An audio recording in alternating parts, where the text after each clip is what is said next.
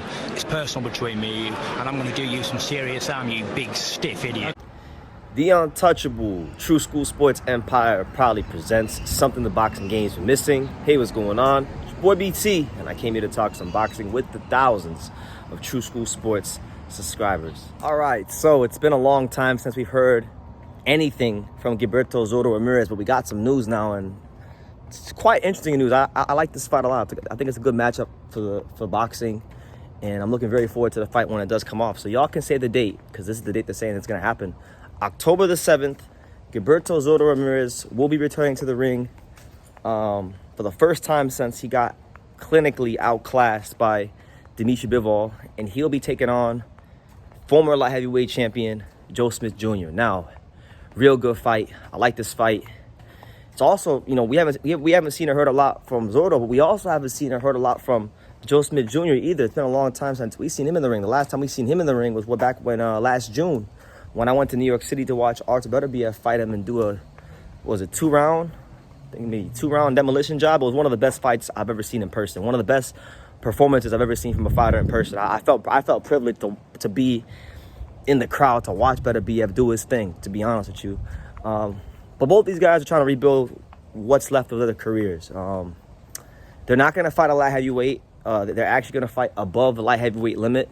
They're going to meet at a catch weight, but it is going to be above 175. So what this tells me off rip is that Zurdo he cannot make that weight anymore.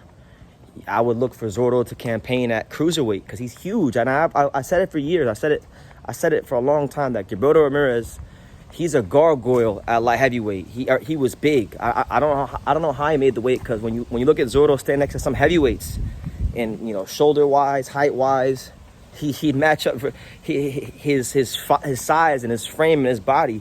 It lined up very well with a lot of heavyweights. So he's clearly trying to get his footing back. And I'm gonna tell you this, Joe Smith Jr., you know, got a lot of respect for Joe. Big fan of Joe. Always been in great fights. Always did his best. Never had to question if Joe gave his all in the ring.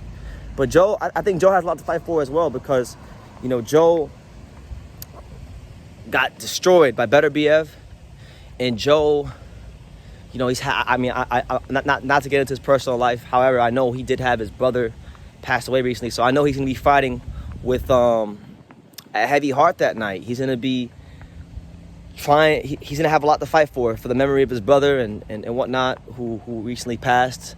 And that could be a dangerous man. We've seen it in the past. We've seen it with like Buster Douglas when his mom passed away. We saw what kind of motivation that gave Buster to keep trudging forward and going forward, and he beat Mike Tyson. Now, I don't think this fight is that lopsided when you talk about odds.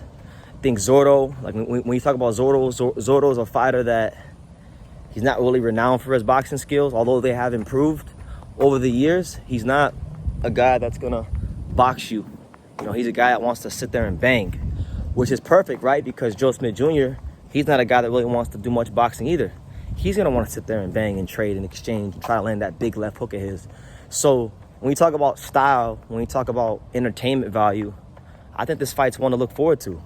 And they're saying October 7th. I can't remember right now because I don't got it in front of me, but I'll leave it for you guys in the description. I think it was Las Vegas. So if it is in Las Vegas, if I'm not tripping and it was in Las Vegas or somewhere on the West Coast, I'm gonna do what I can to be at this one, because I'm a big fan of both guys. Right now, when you look at the Cruiserweight division, right, you know, you got a lot of interesting champions, because I think Zurdo will probably try to campaign at Cruiserweight, because he's been champion at 168. He challenged for the belts at 175.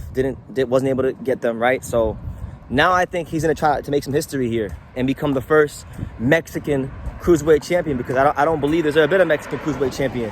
We know that Canelo tried to become the first Mexican Cruiserweight champion when he tried to make that farce of a fight with him and Makabu, which I thought was just a joke.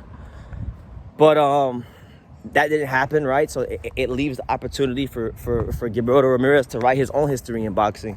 So, you know, if he's able to be victorious against Joe Smith Jr., then I'm looking at some real interesting fights at Cruiserweight for Zurdo. You know, you look at some of the guys at the top, like Chris Billum Smith and J.O. Pataya, you know, Badu Jack. I mean, there's guys up there, and there's guys that are beatable. Like, he's got some beatable guys up there, beatable fighters, to where he can go and make that kind of history.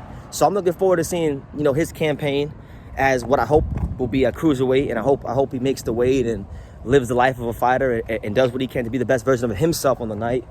But yeah, that's the news. October the 7th, you know, Joe Smith Jr., Zurdo Ramirez, both guys on the comeback trail.